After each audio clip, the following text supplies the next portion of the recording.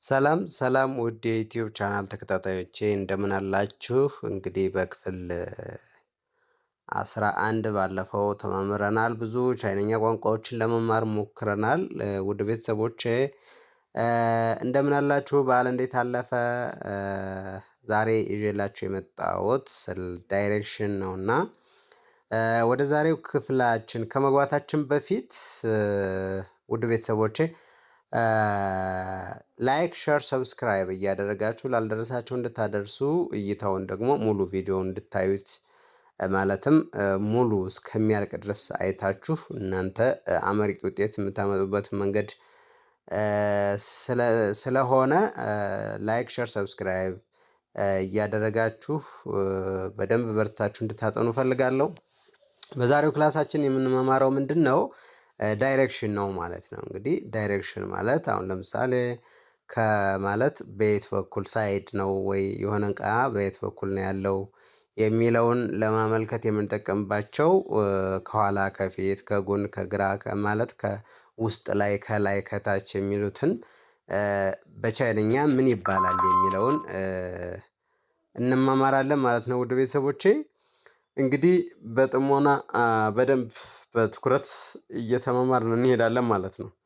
እንግዲህ የመጀመሪያውና አንደኛው ቼሚን ቼሚን ቼሚን ቼሚን ማለት ፊት ለፊት ማለት ነው። እንግዲህ ቼሚን የሚለው ቼን የሚለው ሰከንድ ቶን ስትሆን ሚን የሚለው ደግሞ ፎርዝ ቶን አለው ማለት ነው። ስለዚህ ቼሚን ቼሚን ቼሚን ፊት ለፊት የሚል ትርጉም አለው። እንግዲህ እዚህ ይሄ ቦክስ አለ። ከቦክሱ ፊት ለፊት ምን አለች ማለት ነው? ከቦክሱ በፊት አፕል አለች። ስለዚህ አፕሏ በስቴት ትገኛለች ሲባል ማለት ያለችበትን ዳይሬክሽን ስናመለክት ከፊት ትገኛለች ማለት። ስለዚህ ፊት ለፊት የምትታይ ማናት? አፕሏ ናት ማለት። ስለዚህ በቻይንኛ ምን እንላለን? ቼሚን ቼሚን ቼሚን እንላለን ማለት ነው። ውድ ቤተሰብ አብረን ትሬን እናደርጋት ይችን ወርድ ቼሚን ቼሚን ቼሚን ቼሚን። ስለዚህ እንደዚህ አድርገን እናነባታለን ማለት ነው። ስለዚህ እናንተም በግላችሁ ቪዲዮን እያያችሁ በደንብ ተለማመዱ፣ በደንብ አጥኑት ለማለት ፈልጋለሁ።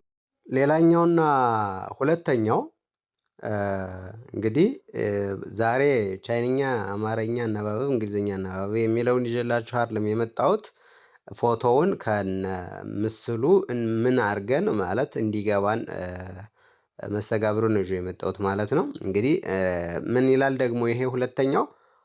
ሆው ሚን ሆው ሚን ሆው ሚን ማለት እንግዲህ አነባበቡንም ጽፌላችኋለሁ። ሆው ሚን ሲል አራተኛ ትሆናለሁ ማለት ነው። ሆው ሲል አራተኛ ቁርጥ ያለ ድምፅ አለው።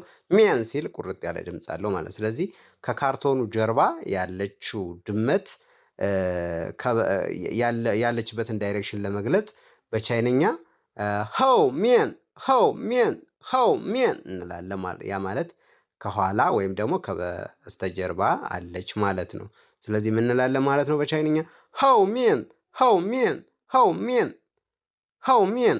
እስኪ አብራችሁ እናንተም ከኔ ጋር አብረን እንበለው እስኪ ቃላቱን ወይም ወርዱን ሆው ሚን ሆው ሚን ሆው ሚን የሚል አራተኛ ቶን አለው ማለት ነው። ውድ ቤተሰቦቼ አፍ ካልተናገረ ቋንቋ መልመድ የለም። ስለዚህ የፈለገውን ያህል ቢሰባበር የፈለገውን ያክል ቢቆራረጥ አፋችሁን መክፈት አለባችሁ። ዛሬ ስትናገሩ ልትሳሳቱ ትችላላችሁ። ነገ ስትናገሩ ደግሞ የተወሰነ ስህተታችሁን እያረማችሁ ትሄዳላችሁ። ከነገ ወዳ እያለ ከዛ በኋላ እያደገ ሲሄድ ፐርፌክሽን ይመጣል ማለት። ስለዚህ በዛ ልክ በደንብ ተለማመዱ ማለት።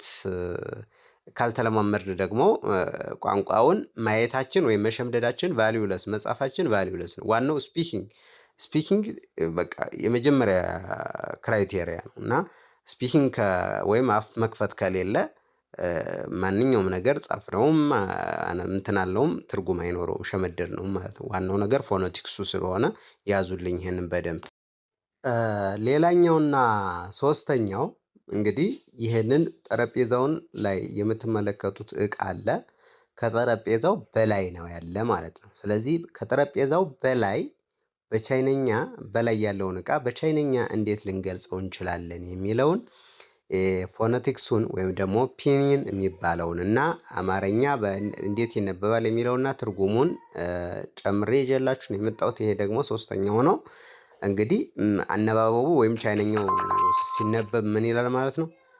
ሻንሚን ሻንሚን ሻንሚን ሻንሚን ሻንሚን ይላል ማለት። እስኪ አብረን እናንበው ቤተሰብ። ሻንሚን ሻንሚን ሻንሚን።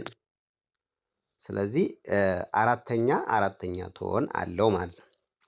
ትርጉሙ በላይ ወይም ከዳሽ ላይ ከሆነ እቃ ላይ የሆነ ነገር አለ ወይም ከሆነ ነገር ላይ የሆነ ነገር ከላዩ ላይ አለ የሚለውን ትርጉም ይይዛል ማለት ነው። እንግዲህ አነባበቡን በአማርኛ ከታችን የጻፍኩላችሁ ቻይነኛውንና ፎነቲክሱን ጎንና ጎን ነው። ካራክተሩንና ፎነቲክሱን ጎንና ጎን የጻፍኩላችሁ። በግራ በኩል ያለው ቻይነኛ ካራክተር ሲሆን በቀኝ በኩል ያለው ደግሞ ፎነቲክሱ ነው። ከታች በአማርኛ የጻፍኩት አነባበቡ ነው። ከጎኑ ደግሞ ትርጉሙን ጽፌላችኋለሁ ማለት ነው። በምስልም እዚህ ጋር አለ። ስለዚህ ይህንን አነባበብ አብረን ትሬኒንግ እያደረግን ወይም ደግሞ እኔ ቪዲዮውን በምሰራበት ጊዜ ያንን ተከትላችሁ በደንብ አድርጋችሁ ትሬኒንግ እያደረጋችሁ እየተለማመዳችሁ ቋንቋውን ወደ ትክክለኛ ፎነቲክስ እንትን ታወጡታላችሁ ወይም ታመጡታላችሁ ማለት ነው። ስለዚህ ሻንሚን ሻንሚን ሻንሚን እንግዲህ ጂ ትዋጣለች ማለት ነው። አትነበብም። ሻንጋ አንልም። ሻን ነው የምንለው። ሻን ሻአን የምትለዋን አን ያስገቧት ፕሮናንሴሽን እንዲመጣላችሁ ነው። ግ ስለማትነበብ ነው። እሺ ስለዚህ አራተኛ ትሆናለው ማለት ነው። ሌላኛውና አራተኛው የምትመለከቱት ጠረጴዛ ውስጥ ያለው ዕቃ የሚያመለክተው አቅጣጫ በቻይነኛ ምን ይላል? ወይም ይሄ ከጠረጴዛው ስር የተቀመጠው ዕቃ ከጠረጴዛው በየት በኩል እንዳለ በቻይነኛ እንዴት ብለን ልንናገር እንችላለን? ለምሳሌ ጠረጴዛው ስር የሆነ ቦርሳ አለልህ ወይም የሆነ ዕቃ አለልህ ብንባል ያንን አንደርስታንድ ለማድረግ ቻይነኛው ምንድን ነው የሚለውን ትርጉም ወደ ራሳችን ስንጠይቅ እዚህ ጋር ስንመለከት መልሱን እዚህ እናገኘዋለን ማለት ነው። ስለዚህ ምን ይላል ማለት ነው? ይሄን የምትመለከቱት ቃሉ ሲያ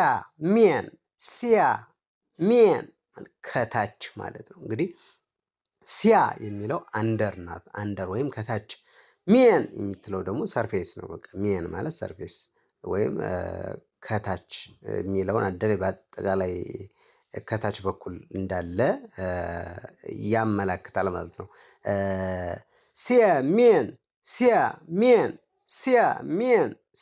ሚን ፈጠን አድርገን ስናነበው ሲያ ሚን እንላለን ማለት ነው። ሲያ ሚን ጀገባው ዛይ ቼሚን። አሁን ለምሳሌ ከፊት ቢሆን ቼሚን እንላለን። ከውስጥ ሲሆን ደግሞ ሲያሚን። ከጀርባ ቢሆን ደግሞ ሆሚን እንላለን ማለት ነው። ሆሚን እንላለን ማለት። ስለዚህ ሆሚን የሚለውንም ቼሚን የሚለውን ተነጋግረናል። አሁን ይሄኛው ምን ይላል ማለት ነው?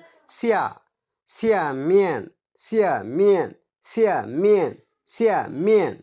እንግዲህ ከታች አነባበቡን በአማርኛ ትርጉሙን ከዳሽ ታች ከጠረጴዛው ታች ላይ ያለው የሚጠቅሰው ሲያሚን የሚለውን ነው ማለት ነው። አራተኛ ትሆናለው ማለት ነው። ሌላኛውና የመጨረሻው እንግዲህ ይሄ ካርቶን የምትመለከቱት ካርቶን ውስጥ የሆነ ሰው አለ ማለት ነው። እንግዲህ ይሄ ካርቶን ውስጥ ያለው ሰውዬ ይሄ ሰውዬ ካርቶኑ ውስጥ ነው የሚለውን ደግሞ ውስጥ የሚለውን በቻይነኛ ቋንቋ ለመረዳት ወይም ደግሞ በቻይነኛ ቋንቋ ለሆነ ሰው ለመግለጽ እንዴት ብለን ቻይነኛውን ልንናገረው እንችላለን ስንል ይችን ወርድ እናገኛለን ማለት ነው። ይች ወርድ ደግሞ ስትነበብ ምን ትላለች የምትለዋል እንግዲህ አብረን እናነባለን እና ቶኖቹ ወይም ፎነቲክሶቹ የመጀመሪያዋ ሰርድ ቶን ስትሆን የመጨረሻ ላይ ያለችዋ ደግሞ ፎርዝ ቶን ናት ማለት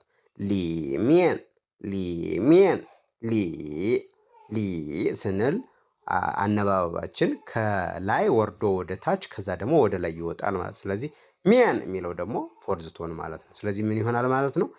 ሊሚየን ሊሚየን ሊሚየን ሊሚየን ሊሚየን ሊሚየን።